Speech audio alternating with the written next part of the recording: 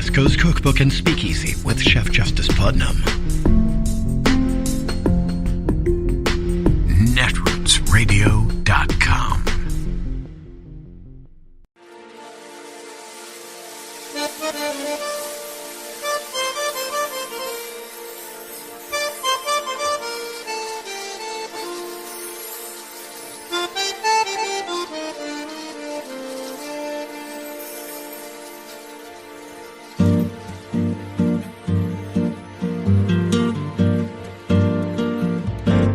Je voudrais du soleil vert, des dentelles et des théâtres, des photos de bord de mer, dans mon jardin d'hiver. Je voudrais de la lumière, comme en Nouvelle-Angleterre. Je veux changer d'atmosphère, dans mon jardin d'hiver.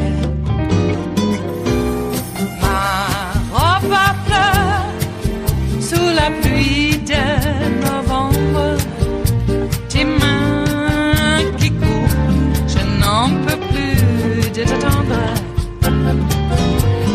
Les années passent, il est loin, là je tombe. Nul ne peut nous entendre. Je voudrais du Fred Astaire, revoir un latte. It's like the old Green Bay power sweep. It's very simple. Turning to a story about a top set of Republicans with detailed plans to steal elections. And it's the news tonight because these same top Republicans are the ones sharing their own detailed plans. It's kind of like a coach releasing their own secret playbook. But in fact, this story also takes a page out of an epic NFL playbook. Trump White House vet Steve Bannon is indicted and awaiting trial for hiding evidence about his January 6th plotting. Now one of his very own accomplices, Trump vet Peter Navarro, is leaking their own January 6th plans, detailing the scheme to try to help Trump stay in power despite his loss. Navarro calls all of it, in his view, the perfect plan. He has a new book that recounts how they wanted to rally congressional Republicans to interfere with certifying Joe Biden's win. Now, ultimately, 147 members of Congress did vote against the standard practice of certifying that win. Navarro likens the whole effort to Hall of Fame coach Vince Lombardi's legendary play, the Green Bay Sweep, citing the goal of creating a chaotic process that would yield 24 hours of televised hearings. Now, for the Green Bay Packers, the sweep was generally considered unstoppable. For these Trump fans invoking it, not so much. They failed to delay the planned certification on January 6th, even amidst the related insurrection. Their playbook aimed at adding time and public attention on these election complaints for Trump, which they thought would pressure Mike Pence and get him to ultimately join what would have been an illegal coup. Now, Navarro says they didn't even, in his view, quote, need protesters or the insurrection. They just needed more Republicans in Congress willing to attack the lawful outcome of the election. In other words, and again, he's saying this, they just needed more authoritarians and would-be dictator supporters in our government. Obama campaign veteran Shay Coman-Dury says the whole comparison here is revealing because the Green Bay sweep is not about strategy. Some sports techniques are, but in contrast, it was always about pure power on the field, where the opposition realizes the sweep is coming, but they cannot stop it. Coman-Dury says that matches the Republican Party playbook on brazenly using its power to kneecap voting rights or put Trump loyalists in posts so they might cheat in the next election and thus show power and dominance by undermining democracy in an open fashion, he argues. And, of course, none of this is very original. Turns out, Coman-Dury points out, Navarro is only echoing other Republicans who invoked the exact same play, like Gingrich, when he was Speaker. And while Navarro is telling his version of the story now, there's also evidence of how Bannon was talking at the time, contemporaneously, as the lawyers would say. Here was Bannon before the insurrection. Actually, we found this of him speaking there on the fateful morning of January 6th. So I keep saying the mantra, you call the play, now run the play, right? It's like the old Green Bay power sweep. It's very simple, very Just one thing leads to another, very logical, and a victory is affirmed. And now we turn to someone that we are indebted to for some of the points raised. The man I just quoted, a deep dive conversation that only occurs here on a special day here on The Beat. Even in the holidays, it is still known as Che Day. It is named after our next guest. That's kind of implied, isn't it, Che? Political strategist Che Komanduri, a veteran of several presidential campaigns, including the Obama campaign. Happy holidays. Good to see you. Good to see you. How are you, Ari? I'm good. We just quoted you. Walk us through this. Some of it seems a little bizarre, but some of it seems really important. Yeah, look, the Green Bay sweep is one of the most famous plays in the history of the NFL. The big idea that Vince Lombardi had was a play that basically the defense knew was coming. However, you could not stop it. There was nothing you could do to stop the Green Bay sweep. John Madden talks about in the second Super Bowl how demoralizing it was for the Oakland Raiders, that they could not stop this play that was being run over and over and over again. And this is exactly how Republican philosophy and Republican strategy works, particularly in the Trump era. We all know what Trump is going to do. There are no secrets as to what play Trump is going to run next. The issue that we have as Democrats and as people who care about democracy is how do we stop it? And I think what Steve Bannon was saying, what Peter Navarro was saying, what Newt Gingrich was saying was that what we want to do is telegraph all our moves ahead of time and then watch as our opponents become demoralized with their inability to stop it. We're seeing this with voting rights across the country, where governors and Republican state legislatures are doing everything they can to make sure that the next election goes their way, that Trump loyalists are in place, and that our democracy is potentially in tremendous threat and peril. So, in a way, it seems like they're telling on themselves or they're confessing. But in another way, you're arguing that while that might be morally dubious, we should not confuse that with outright stupidity, because you're saying they want to actually move the center of gravity, not only among hardcore right-wing Republicans, but among the rest of their potential supporters and others in American society towards what is basically a creeping authoritarianism. Yeah, I mean, it's not, as long as it's not a secret and everybody sees it coming, people are more accepting of it. I mean, as Gopal said, the bigger the lie, the more likely people are to believe it. A big part of that is telegraphing the lie, making sure that everybody knows it, people keep repeating it, and the more people repeat it, the more likely they are to basically accept the lie and the preconditions behind it. Che, leave it to you to bring little Goebbels into our holiday season. It was not my intention, but I want to wish everybody happy holidays and a Merry Christmas. Happy holidays. Well, we laugh through the tears, as they say in some societies. It's a Russian saying among others, but you are speaking to the union of propaganda with oppressive or authoritarian governments. In other words, right. It doesn't work as well, or at least the oppression does not take hold as easily in a society that still has a real grip on reality and fact-checking.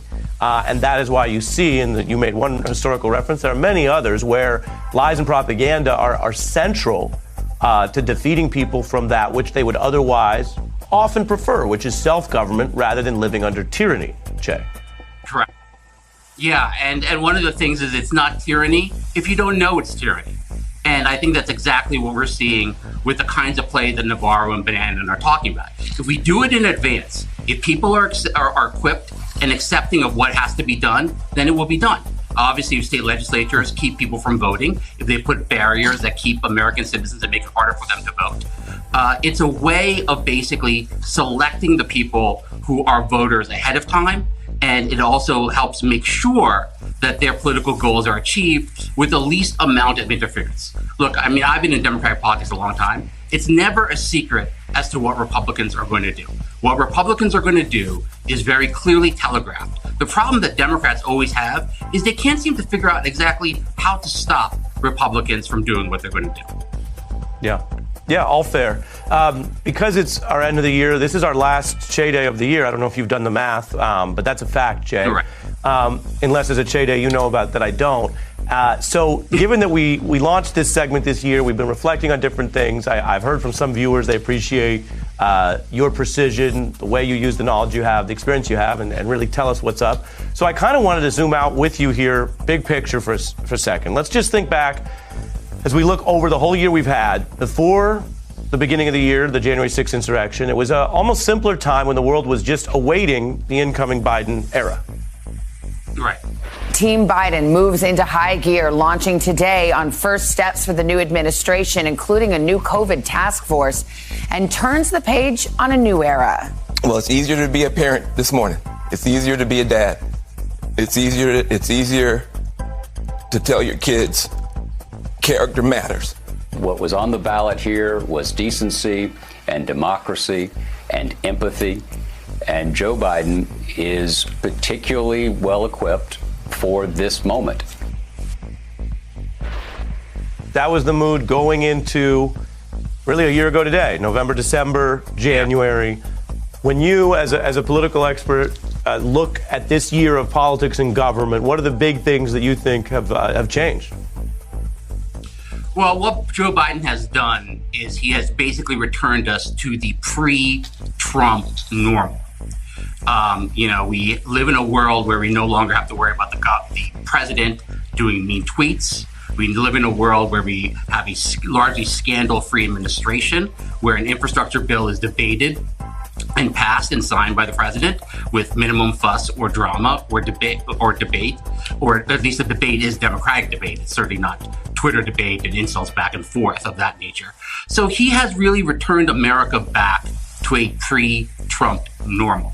I think the problem that Joe Biden has, and I think the problem that Democrats have, is we have not returned the world to a pre-pandemic normal. That is, I think, the big thing that is causing Joe Biden's polls to decline. That has been the biggest weight that he has endured. Everything that we're experiencing now, we certainly experienced during the Obama era, including Joe Manchin. I certainly remember Joe Lieberman being very much a thorn in Obama's side during the ACA debates. However, the issue that Joe Biden has is there's an expectation that we will return to a pre-pandemic normal, not just a pre-Trump normal. Well, you know what Rick Ross says on the new album, Jay? I do not, but I would love to know. They're calling it pandemic, but it's really life. Well, I think for Joe Biden and for Democrats, I think a lot of Americans do not want this to be their lives. And I think we do need to be aggressive about finding a roadmap out of the pandemic. As I think your previous guest said, this might be the final throes of the pandemic. Let's hope for all of our sakes it certainly is. It is Wednesday, the 29th of December of 2021, and you are in West Coast Cookbook and Speakeasy. I am your chef de cuisine, Justice Putnam. Gunnar the English Bulldog is our snoozing sous chef, and our daily special is Smothered Benedict Wednesdays. Oh, this is the day with a lovely fluffy egg dish with an equally lovely hollandaise sauce. Oh my. and plenty of priests to rid ourselves of because of their meddlesome ways. Yes, hey, as an aside, check out Beckett, the movie. I think it's an appropriate Christmas movie. If you're going to have Die Hard, you might as well have Beckett too. Okay. Got that out of the way. A little bit of movie review during the holiday season because the holidays continue. Yes.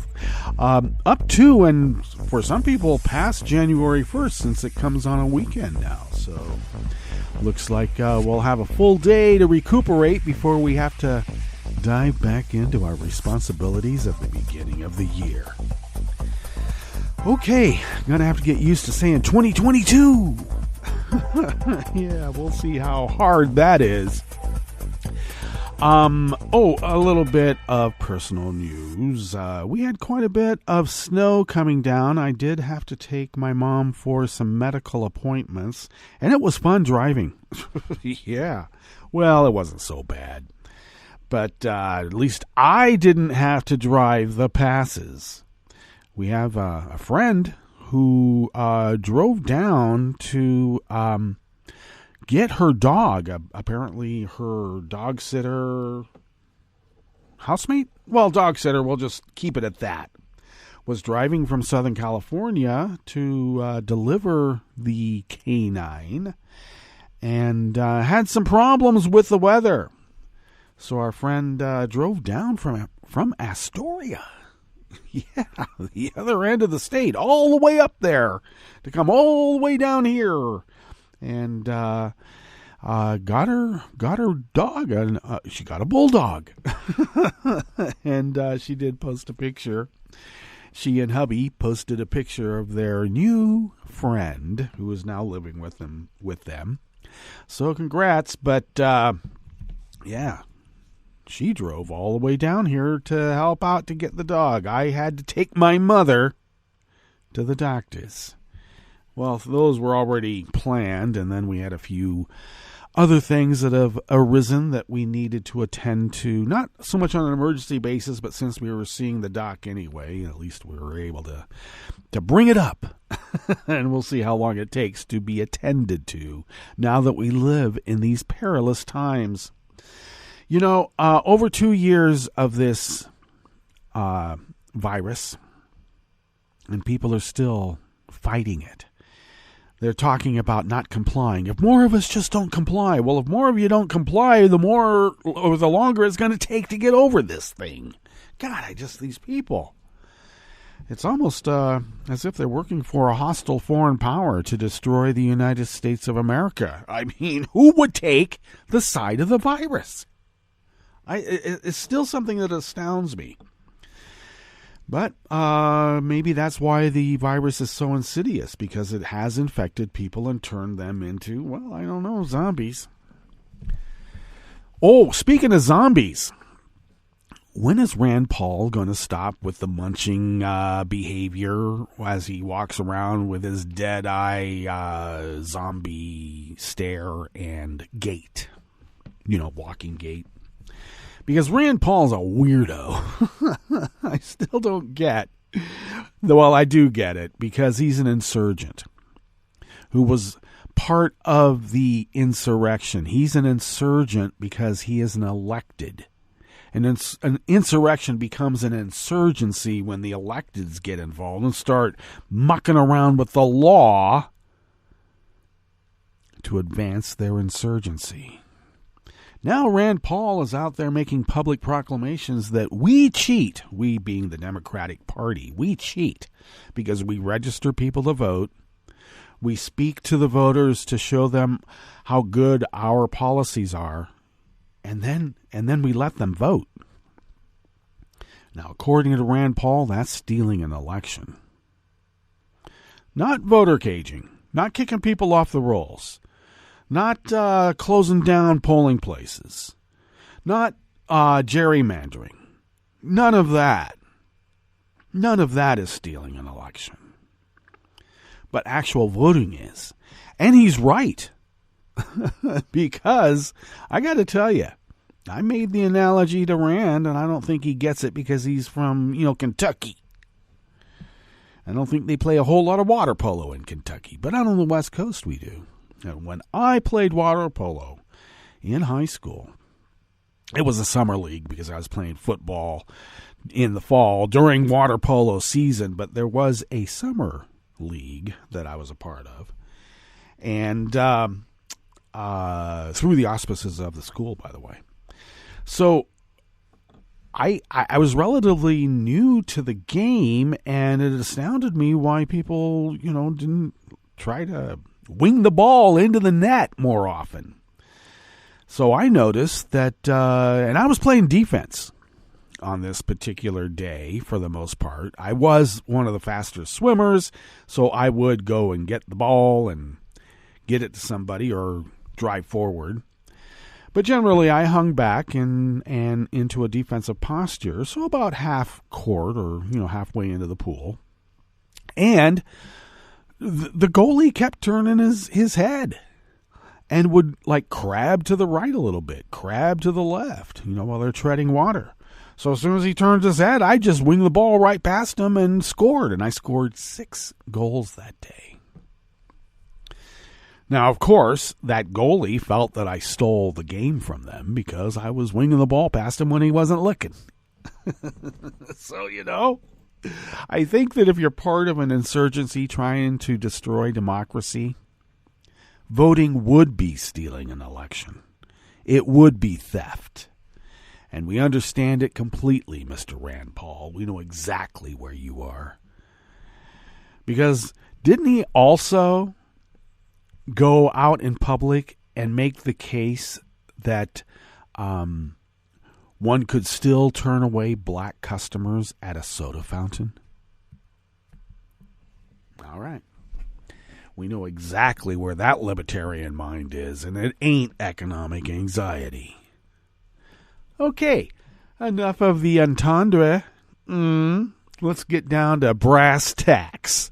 What's on the menu here as we begin this fabulous Smothered Benedict Wednesdays? Well, at the top, Steve Bannon is indicted and awaiting trial for hiding evidence about the January 6th insurrection.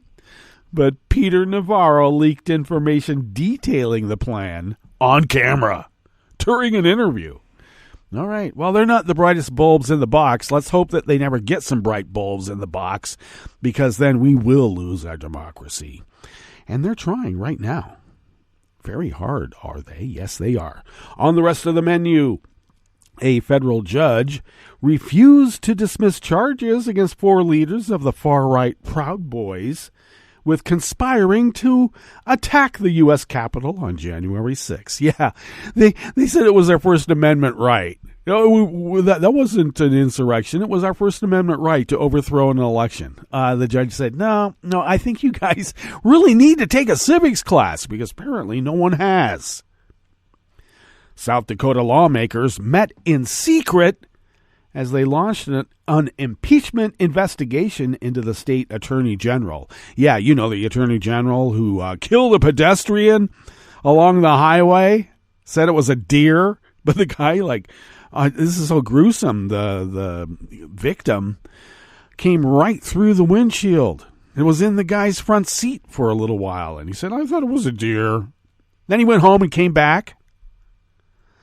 Now, the prosecutors, or the state attorney the South Dakota lawmakers had said that they want transparency with this impeachment trial, so they had to meet in secret. We'll figure out what's going on with that.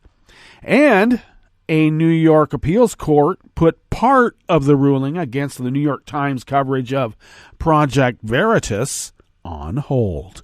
They don't have to destroy all of it. At least for now. After the break, we move to the chef's table, where China called on the U.S. to protect its space station and its astronauts from Elon Musk's satellites. Apparently, they've pretty much came close to hitting the thing, and the Chinese don't want that because, well, they could, I got to tell you, destroy the space station and every living thing inside. And following mixed cues from Wall Street, Asian shares mostly slipped amid lingering Omicron worries. All that and more on West Coast Cookbook and Speakeasy. Bon appetit.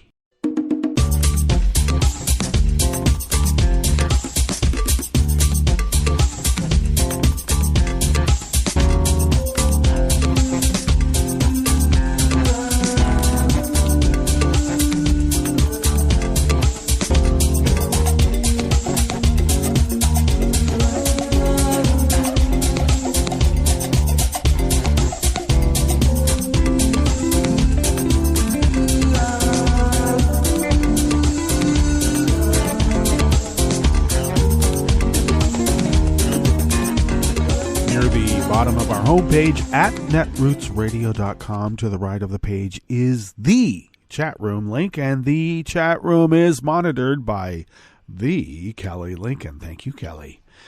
To the left of the chat room link is, across the page to the left near the bottom of our homepage at netrootsradio.com, is the link to our Patreon page. And if you could become a recurring Patreon of Netroots Radio, and if you could afford to send those funds to us once a month, that really helps us pay our bills and continue the continuous upgrading needs of software and hardware to keep this powerhouse of resistance resisting, as we've been doing for going on 11 years now of 24/7, 365 broadcast resistance against evil forces arrayed against the United States of America with its, prime directive to destroy democracy. Representative democracy apparently is on the way out because, the authoritarians and the Nazis don't like it. And good thing, because we don't like them. And that's why we're here, and that's why we make these small entreaties to you about helping us continue. We are all aware that hate sells. Vitriol sells, being the most crass sells. Well, we do that too, but apparently since we're Democratic part of the spectrum, it doesn't sell. All we can do is do the good work. We're not in this for the money. Man, this is our civic duty. It is in very much a public service. On the other hand, hey, we like what we do too because it's not work. Okay? And duty doesn't have to be a bad thing now, does it? No, it doesn't. Not when it is in the realm of saving representative democracy. That's what we are doing. But anyway, all of that rant and sermonizing aside, thank you for your generosity. And I know times are tough for a lot of us, so when you can, we could use the help. If you would like to follow Netroots Radio on Twitter, it is so simple. You just go to @NetrootsRadio. Tom takes care of it, and we thank Tom for doing so. Follow me on Twitter at Justice Putnam. I post the show notes and links diary on Daily Kos about 10 minutes before showtime, and they get that linked up on Twitter and other social media platforms. So go ahead and follow me on Twitter at Justice Putnam and look for the show notes and links and other, pithy opinions. Follow the show on Twitter at Cookbook West, and please, please, please pick up podcasts by way of Spreaker, Stitcher, TuneIn, iHeart, YouTube, iTunes, and wherever podcasts can be found. All right. This first offering here in the Bistro Cafe of West Coast Cookbook and Speakeasy is by Michael Kunzelman from the Associated Press. A federal judge refused to dismiss an indictment charging 4 alleged leaders. I don't think they're alleged. I think that the AP is just doing its due journalistic diligence. But we don't have to adhere to those niceties here. We don't need to. So they're not alleged. They are. Because when I tell you who they are, you'll know. Oh, yeah, those are the leaders of the Proud Boys. And they're labeled as a far-right Proud Boys. Well, that's one way of putting it. With conspiring to attack the U.S. Capitol to stop Congress from certifying President Joe Biden's electoral victory. U.S. District Judge Timothy Kelly, yesterday, Tuesday, rejected defense attorneys' arguments that the 4 men, Ethan Nordian, Joseph Biggs, we know him as Joey Biggs, Zachary Rell, and Charles Donahue are charged with conduct that is protected by the First Amendment right to free speech. Kelly said the defendants had many nonviolent ways to express their opinions about the 2020 presidential election. Defendants are not, as they argue, charged with anything like burning flags or wearing black armbands or participating in mere sit-ins or protests, Kelly wrote in his 43-page ruling. Moreover, even if the charged conduct had some expressive aspect, it lost whatever First Amendment protection it may have had. Nordine, Biggs, Rell, and Donahue were indicted in March on charges including conspiracy and obstructing an official proceeding. All four of them remain jailed while they await a trial scheduled for May. Well, I like that. Defense lawyers also argued that the obstruction charge doesn't apply to their clients' cases because Congress's certification of the Electoral College vote was not an official proceeding, and Judge Kelly disagreed. Earlier this month, another judge in the District of Columbia's federal court upheld prosecutors' use of the same obstruction charge in a separate case against two riot defendants. The case against Nordine, Biggs, Rell, and Donahue is a focus of the Justice Department's sprawling investigation of the January 6th insurrection.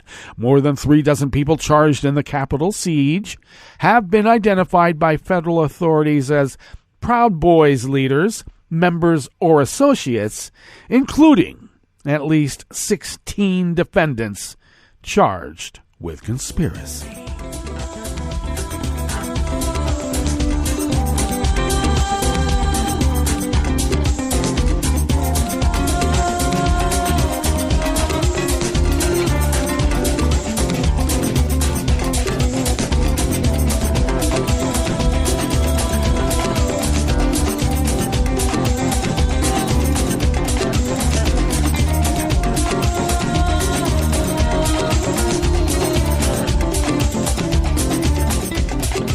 Stephen Groves of the AP brings us this next offering here in the Bistro Cafe of West Coast Cookbook and Speakeasy, Smothered Benedict Wednesdays. South Dakota lawmakers met behind closed doors yesterday, Tuesday, as they launched an impeachment investigation into the state attorney general for his conduct surrounding a fatal car crash last year. The House Speaker, Republican Spencer Gosh, had pledged a transparent process as a committee that he appointed considers whether to recommend Attorney General Jason Ravensburg's impeachment. But it took just 4 minutes yesterday for the committee, made of 7 Republicans and 2 Democrats, to take an oath, then move into a private executive session with the attorney hired to guide the inquiry. Lawmakers plan to take formal action that will lay out the scope of their investigation during a public session slated for today. Ravensburg, a Republican elected to his first term in 2018, pleaded no contest in August to a pair of misdemeanors to the crash that killed Joseph Berber. The 55-year-old man was walking along a rural stretch of highway in September of 2020 when Ravensburg struck him with his car. Ravensburg first reported the crash as a collision with an animal. Well, technically, he's right. He has insisted that he did not realize he had killed a man until he returned to the scene the next day and discovered Berber's body. Governor Kristi Noem, a fellow Republican, had called for Ravensburg's ouster, and her Secretary of Public Safety, who oversaw the crash investigation, has said he believes the Attorney General should have faced a manslaughter charge. The governor gave Gosh a copy of the crash investigation, which lawmakers plan to delve into as they weigh whether to bring impeachment charges. In a statement late yesterday, Tuesday, Gosh said the committee began a review of the crash and reviewed state law on the grounds for impeachment. Other lawmakers on the committee either declined to discuss their Tuesday session or did not respond to a request for comment. And a spokesman for Ravensburg did not respond to a request for comment either. The House voted in November to make public the material that the investigative committee uses, with the exception of redacted confidential and non-relevant information. But the impeachment inquiry has been held under a cloud of secrecy. Gosh has refused to divulge the names of the 49 House members who petitioned for a special legislative session to launch the committee in the first place. He and the legislative support staff are facing a lawsuit from the Sioux Falls Argus-Leader and the South Dakota Newspaper Association to formally release the names. Even though those have already been released by the Senate pro tempore and against Gush's wishes, the media organizations have pressed the lawsuit in order to establish that petitions for a special legislative session are public record.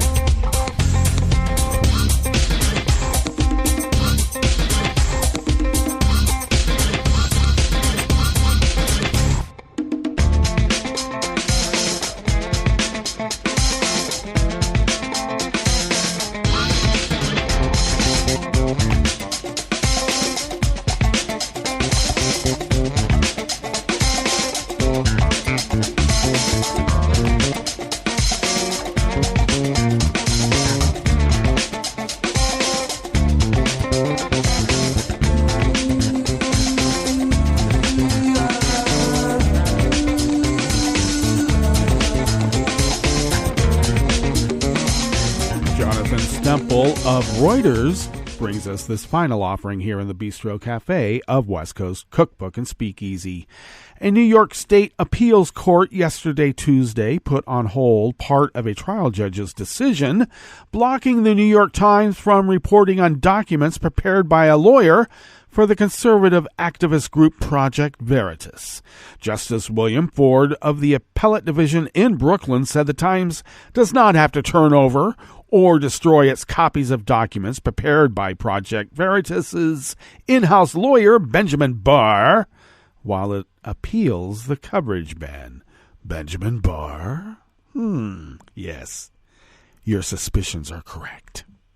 On Friday, in a ruling that alarmed First Amendment advocates, Justice Charles Wood of the state Supreme Court in Westchester County said Barr's memos were not a matter of public concern and rejected the Times' claim that barring coverage would unconstitutionally restrain its journalism. The newspaper's editorial board called Wood's decision dangerous and his rationale breathtaking, saying no court should tell news media how to conduct their reporting and risk subjecting them to frivolous libel lawsuits as a means of controlling news coverage. Ford directed Project Veritas to address by January 14 of 2022 why Wood's decision should not be thrown out, or at least stayed through a possibly expedited Times appeal.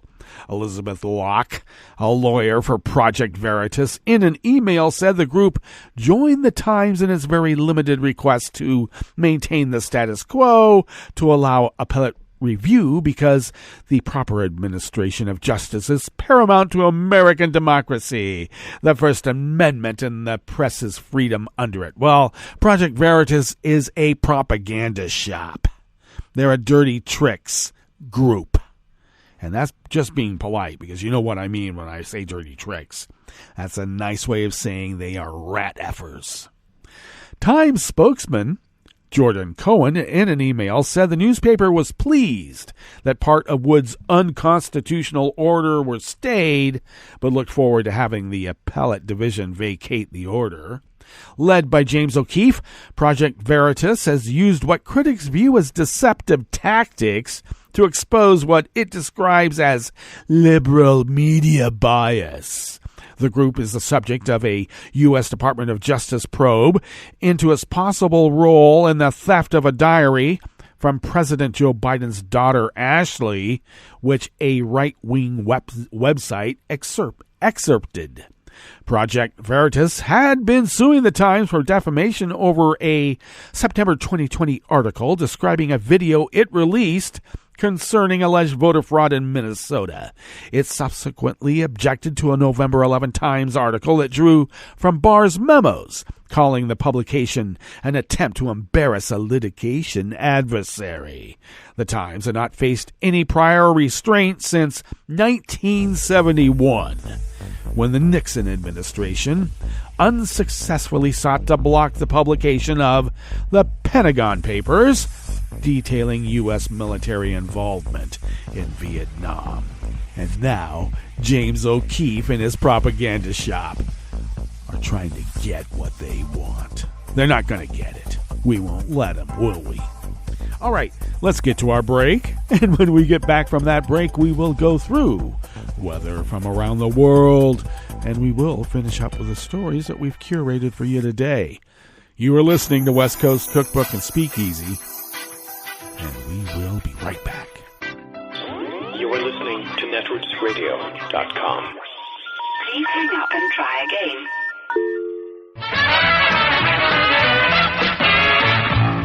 From a point at sea to the circles of your mind, a new force is at work for planetary transformation. New radio for a new Earth.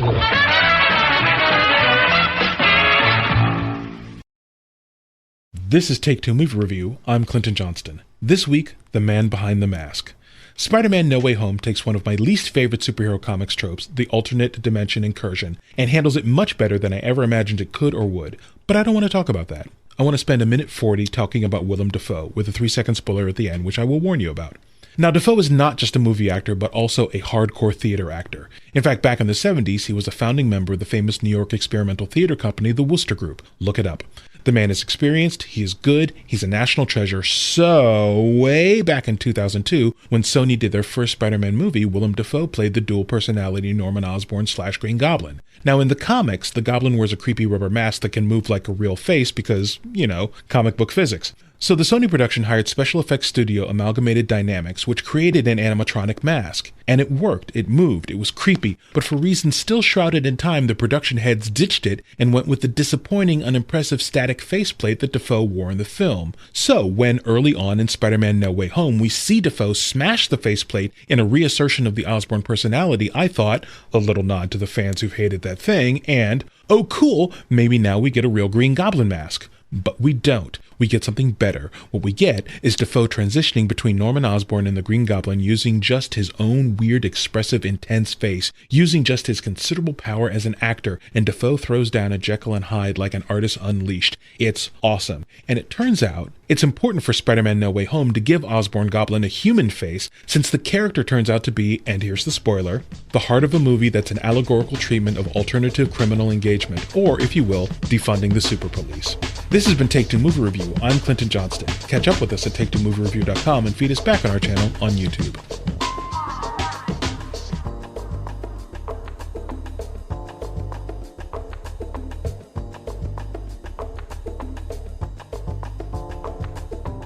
This is an important message from the U.S. Department of Health and Human Services. When it snows this winter, make sure you clear more than your driveway. Before you hit the road and before you get in the driver's seat, check to be sure that your vehicle's tailpipe is clear of snow. If the tailpipe is blocked, carbon monoxide, an odorless, colorless, and deadly gas produced by your engine can build up quickly inside your vehicle, poisoning anyone inside. To learn more, call 1-800-CDC-INFO. That's 1-800-232-4636. In 2012 in the United States, about 317,000 motor vehicle crashes involved a large truck. 26,000 truck drivers and their passengers were injured in these crashes, and about 700 died. Trucker safety requires an alert, buckled-up, experienced driver with a reliable vehicle and a strong employer safety program. Seat belts are the most effective way to prevent an injury or death in a motor vehicle crash, but in 2013, 1 in 6 drivers of large trucks didn't use their seat belts. Employers can help truck drivers stay safe by committing to driver safety programs at the highest level of leadership, establishing and enforcing driver safety policies, including requiring everyone in the truck to buckle up, and addressing factors that contribute to crashes, such as drowsy and distracted driving. To learn more, visit cdc.gov/vital signs. This program is presented by the Centers for Disease Control and Prevention. The discovery of penicillin in 1928 by Alexander Fleming was one of the greatest scientific achievements of the 20th century. It's hard to imagine a world before the development of what many consider to be miracle drugs. However, just 90 years ago, antibiotics weren't available. Thanks to antibiotics, some common illnesses such as strep throat are now easily treated, whereas in the past they often led to serious complications. Antibiotics serve an important role in keeping you and your loved ones healthy, but it's important to remember that antibiotics only treat bacterial infections. Most common infections such as colds, flu, most sore throats, bronchitis, and many sinus and ear infections are caused by viruses and do not respond to antibiotic treatment. These infections can be overcome by simply treating the symptoms and letting the illness run its course. Unfortunately, antibiotics have often been overused, resulting in decreased effectiveness and an increase in antibiotic-resistant diseases. Antibiotic resistance, or the increased ability of bacteria to survive in the presence of antibiotics, has become a major public health threat that we all need to help fight. When a person takes antibiotics, they are at risk for possibly having a bad reaction to these drugs. Some side effects can be quite serious, or even life-threatening in the case of an allergic reaction or severe diarrhea. This is why it is very important to only use antibiotics when they are absolutely needed, and not for viral infections. Talk to your healthcare professional about the best treatment for your illness. If it is caused by a virus, follow his or her recommendation for treating the symptoms. Learn more about appropriate antibiotic use and how to feel better when you don't need an antibiotic by visiting CDC's Get Smart, Know When Antibiotics Work website at cdc.gov/getsmart/community. For the most accurate health information, visit www.cdc.gov or call 1-800-CDC-INFO. Hi, I'm Tom Hartman, and since you're listening to netrootsradio.com, show your progressive side and go to the donate button on the bottom of the homepage. It's progressives like you who power Netroots Radio and keep the progressive message beaming everywhere 24 hours a day. Just go to our donate button at the bottom of netrootsradio.com.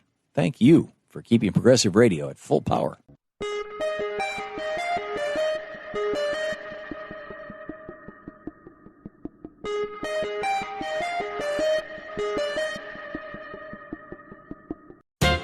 Can antibiotic medicines, long hailed as miracle drugs, be too much of a good thing? Yes. Two factors are at work here.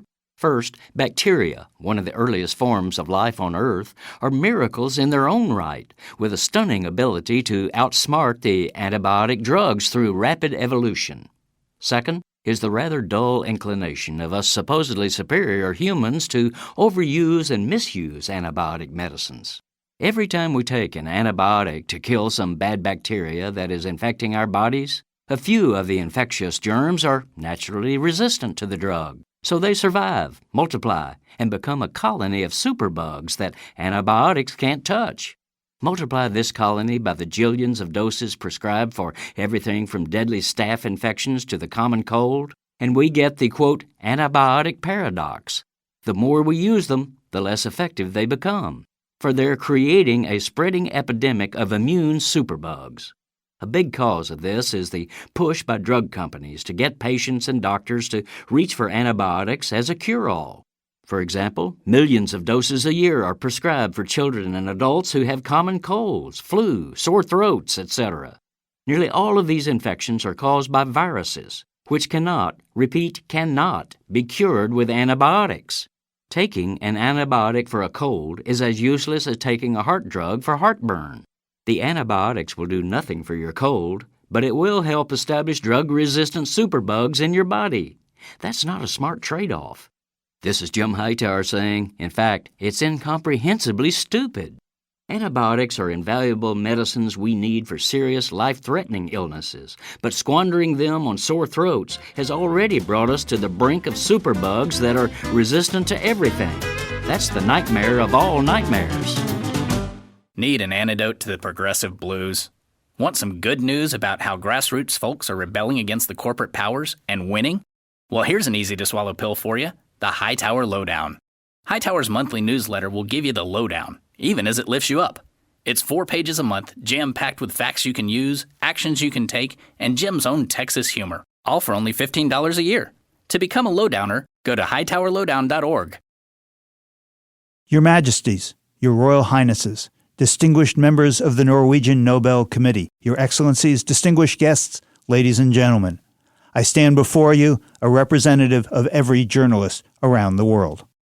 We begin this Civil Liberties Minute by quoting the beginning of Maria Ressa's acceptance speech for the 2021 Nobel Peace Prize, awarded jointly to her and Dmitry Muratov, the Russia investigative journalist, for their efforts to safeguard freedom of expression, which is a precondition for democracy and lasting peace.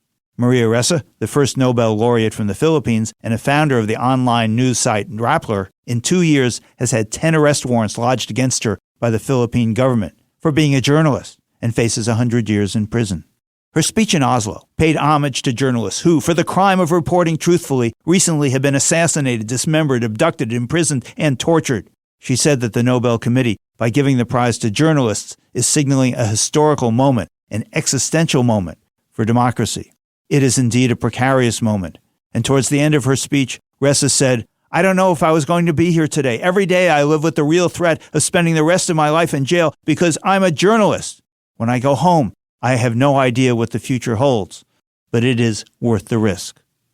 The last minutes of her speech were, "Let's hold the line together." The Civil Liberties Minute is made possible by the ACLU because freedom can't protect itself. I'm Rick Smith, and this is Labor History in 2. On this day in labor history, the year was 1970. That was the day that President Richard Milhous Nixon signed the Occupational Safety and Health Act into law. At the time, it was estimated that 14,000 workers died annually on the job. 2.2 million workers were permanently or temporarily disabled, and 500,000 developed occupational diseases each year. The Department of Labor admitted at the time that at least 25 million serious injuries and deaths went unreported each year. Statistics like these prompted occupational health and safety expert Dr. Gene Stellman to state, "Each day millions of workers in America enter a battlefield, but they fight no foreign enemy and conquer no foreign lands. The battlefield is the American workplace, and the casualties of this war are higher than those of any other in the nation's history." Industrial unions surveyed thousands of members regarding health and safety conditions. They documented deplorable working conditions, debilitating injuries, mystery diseases, and early fatalities of their coworkers.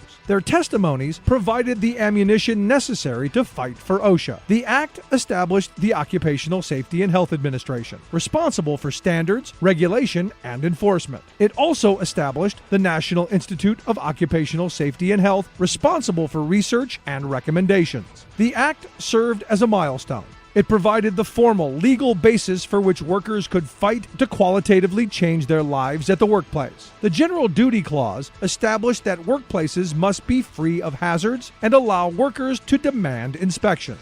The act also mandated medical record keeping, surprise inspections, and enforcement. Many of the standards, regulations, and enforcements OSHA now has have come as a result of intense, continuous pressure waged by the labor movement. Like what you hear? Check out more at laborhistoryin2.com.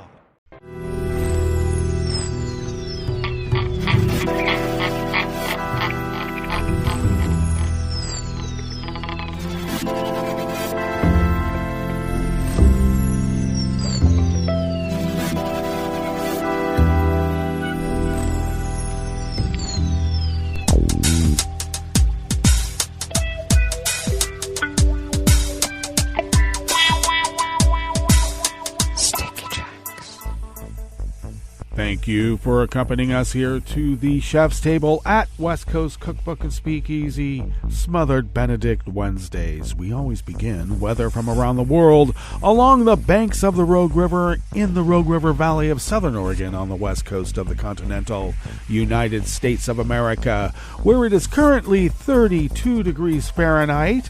We are continuing under a winter weather advisory. Temperatures are forecast to be cooler today, only only a high of 28, though it's 32 now. Oh my. Cloudy skies, very cold, winds light and variable.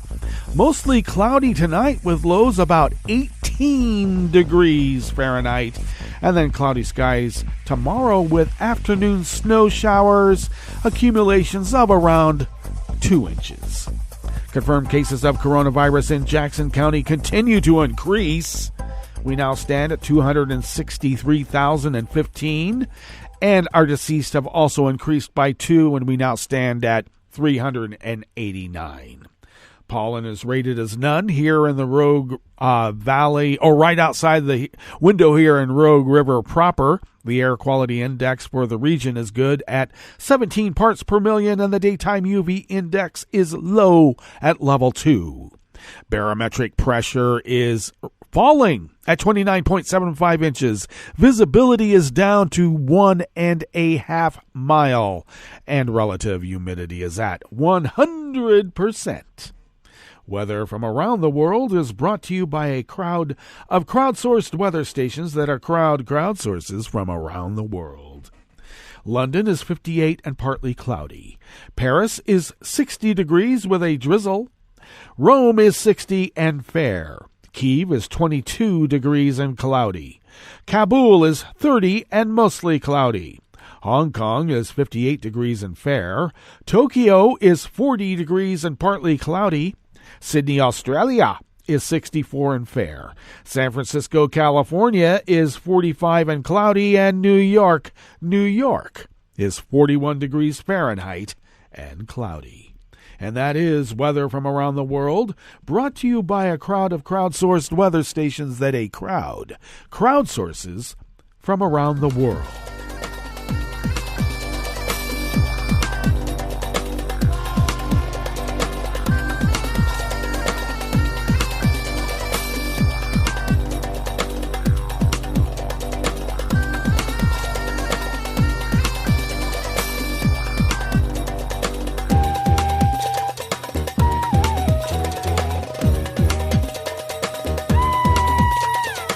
Staff at the Associated Press brings us this first amuse-bouche here at the chef's table at West Coast Cookbook and Speakeasy.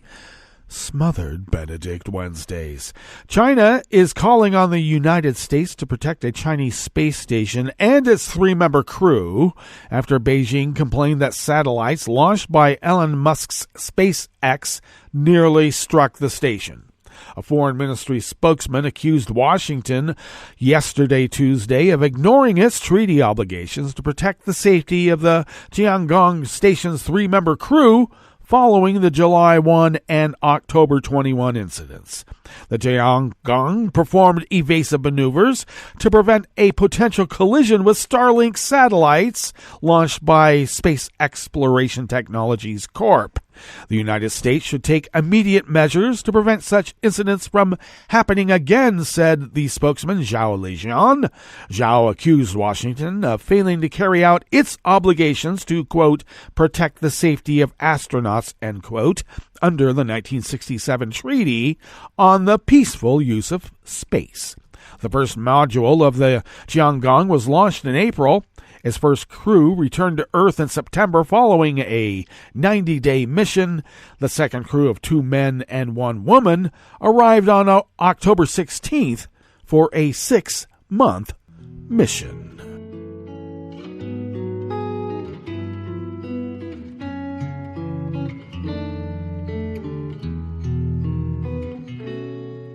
Je te donne ce mon amour pour la vie entière. La promesse de me trouver à tes genoux. Aussitôt que tu m'appelles, rester toujours fidèle. C'est tout, c'est tout. Je te donne tous mes printemps, mes étés de mer, mes automnes quand les feuilles tombent partout. Si ce n'est pas une bonne affaire, je te donne tous mes hivers Yuri Kagayama of the Associated Press brings us this final amuse-bouche here at the Chef's Table at West Coast Cookbook and Speakeasy. Asian shares mostly slipped today as worries lingered about the coronavirus Omicron variant's potential damage to the regional economy following mixed cues from Wall Street. Japan's benchmark Nikkei 225 lost almost 10% in morning trading. South Korea's Kospi slipped almost 10%, while Australia's S&P ASX 200 jumped 1.2%. Although Asia has relatively few reported infection cases of the Omicron variant compared to the US and Europe, fears are growing that the Omicron will spread quickly once it gets going. The vaccination rate is about 80% in Japan, but booster shots have barely gotten started. Well, that brings us to the end of our broadcast period for the day, but you do know Netroots Radio broadcasts on, and we will meet up tomorrow for Metro Shrimp and Grits Thursdays. So do stay tuned to Netroots Radio all day and all night for all the breaking news as it breaks, and we'll meet up here tomorrow, right here in West Coast Cookbook and Speakeasy. Bon appetit.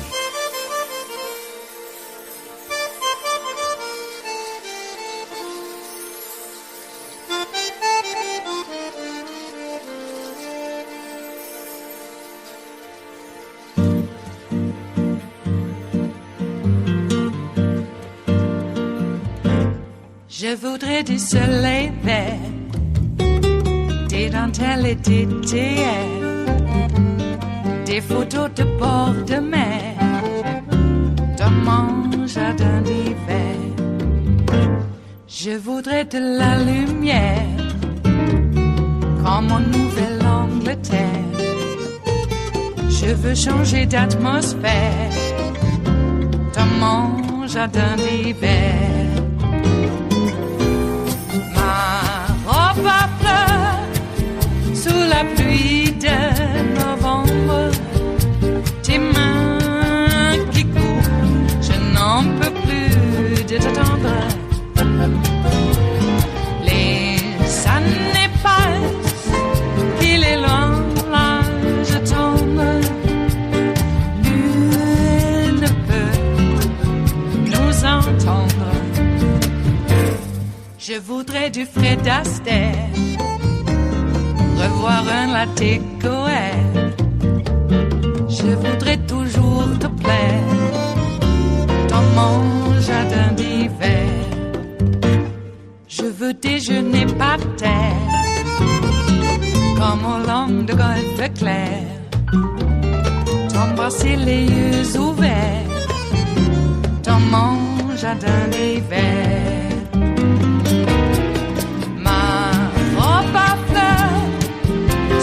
Pluie de novembre, tes mains qui courent, je n'en peux plus de t'attendre. Les années passent, il est loin l'âge tombe, nul ne peut nous entendre. Ba-da-da-dum-di-da-dum. Ba-da-da-dum-di-da-dum. Ba-da-da-dum-di-da-dum. Dans mon jardin d'hiver. Ba-da-da-dum-di-da-dum. Ba-da-da-dum-di-da-dum. Ba-da-da-dum-di-da-dum. Dans mon jardin d'hiver. Dans mon jardin d'hiver. Dans mon jardin d'hiver.